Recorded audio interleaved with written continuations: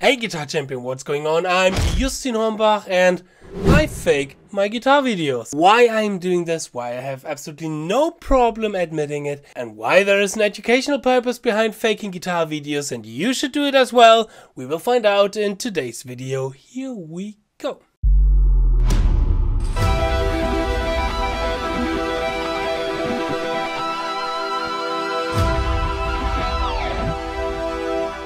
Okay, first of all, we have to see that fake guitar videos and fake guitar videos are not necessarily the same. Of course, we all know there's a huge difference between playing something live and then fixing certain mistakes, certain open strings or whatnot later in the edit, and using MIDI or guitar profiles to fake a certain guitar section so that the guitar does not sound like a guitar anymore. But of course, there are 50 shades of grey in between that. Therefore, I can highly recommend the video from my good Paul Bradley Hall about fake guitar playing, where he's demonstrating on how many different kind of layers and levels you can fake guitar playing. So what do? I do two things mostly. I sometimes pre-record the guitar for a video, or I, as I've mentioned, fix something later in the edit when I'm playing or when I'm recording here something live. This video here is, for example, pre-recorded.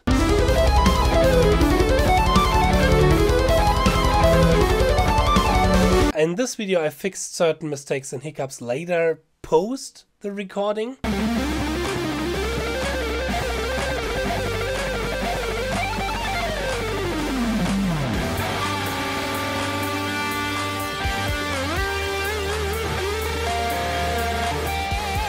And this, for example, is live.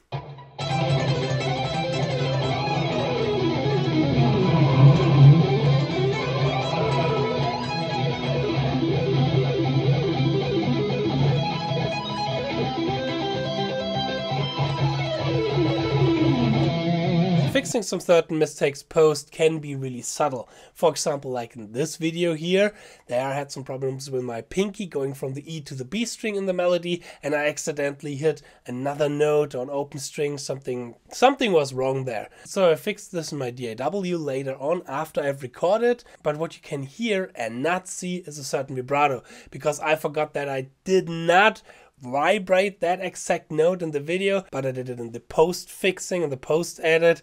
So this can happen when you correct something afterwards, after you've recorded it and filmed it.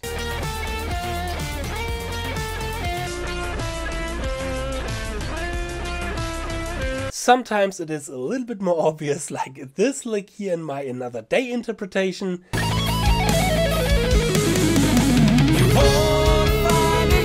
I absolutely could not play that lick at that moment. It was just improvised and the original sounded like shit. And I thought, oh man, this is such a cool lick and idea, and the take was quite decent, even if it's not my proudest moment of guitar videos, because I fucked up certain bendings, and even though this video got certain attention, I'm not too happy with it.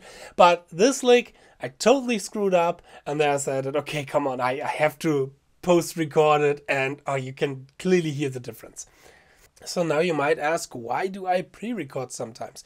And there are several kind of reasons for it, but you can sum it up to two things: efficiency and not getting burned out. Why is that so? Okay, let me explain. There are certain situations that every content creator knows, and everybody who's content creating on some sort semi-professional or professional level will now absolutely agree with me. You sometimes have a cool idea. I don't know, a lick or certain arpeggios of a cool chord progression or whatever, riff, I don't know.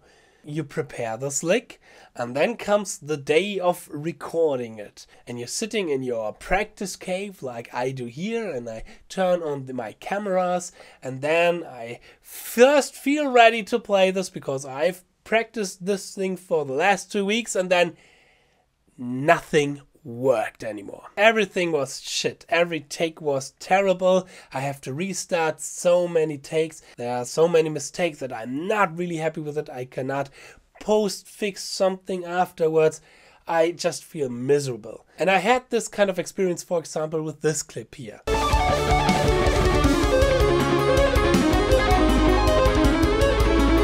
I had the idea for these kind of arpeggios on a Friday evening, and then over the weekend I practiced those arpeggios and I tried to record it on a Monday. And I was really hyped because I was proud of this arpeggio section. I really liked it and I wanted to share it with all of you guys because I thought, man, this sounds so cool.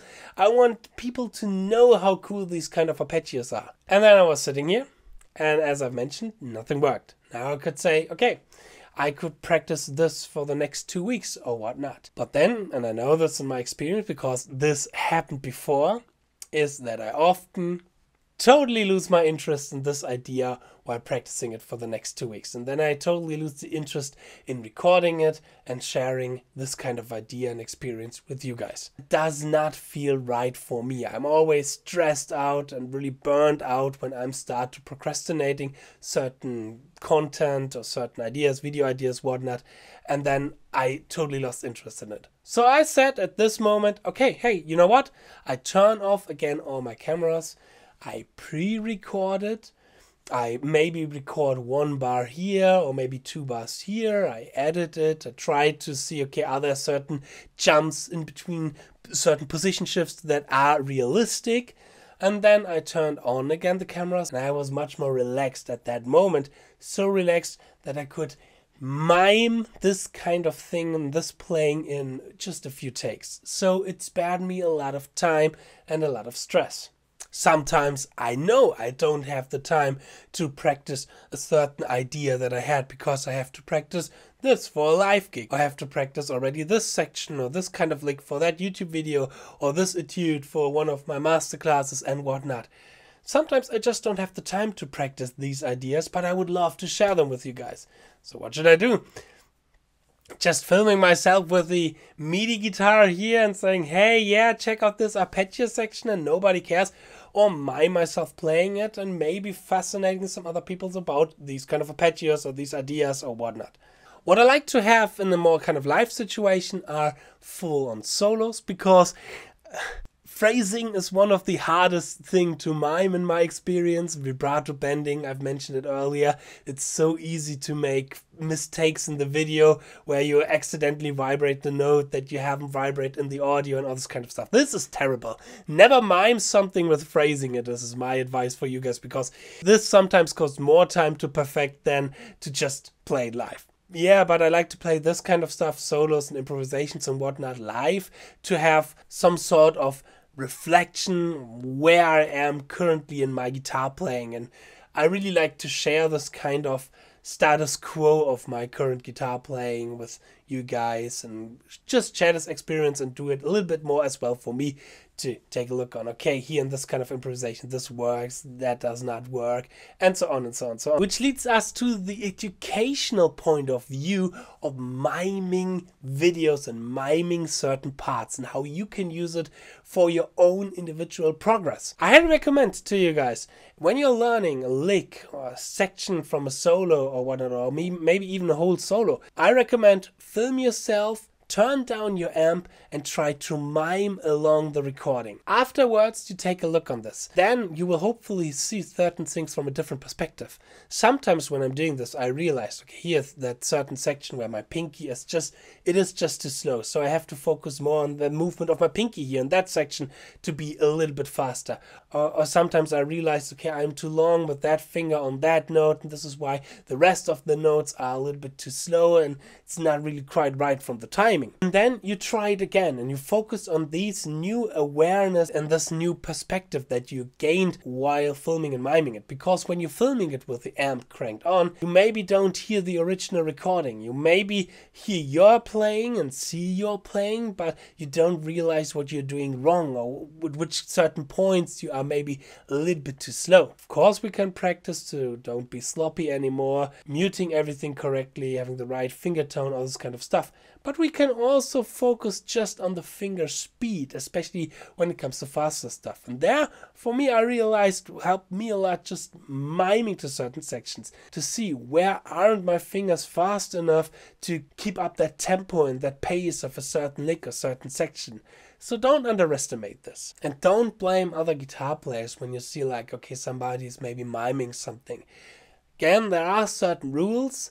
At a certain point, it is just delusional. They always say like, okay, you have to prove me that the guitar can sound like this in a real and live situation. But sometimes there are even guitar players out there who are totally open and honest with their fake guitar videos. And I have absolute respect about that. Another rule for me are competitions. When somebody's extremely faking guitar in a competition, this is something where for me I would say it's a no-go. Alright, so much about that. This is going to be my last video before Christmas. I wish all of my viewers, all of my supporters, you a really great holiday, Xmas, Christmas, or whatever you're celebrating. Even if you are not a fan of holidays or whatnot, I wish you a really great time as well. I'm going to see you for another one video before the year ends, but I would say till then, thanks for watching, subscribe, leave a like, leave a comment, and I'm going to see you in my next video. Cheers and stay progress. Bye.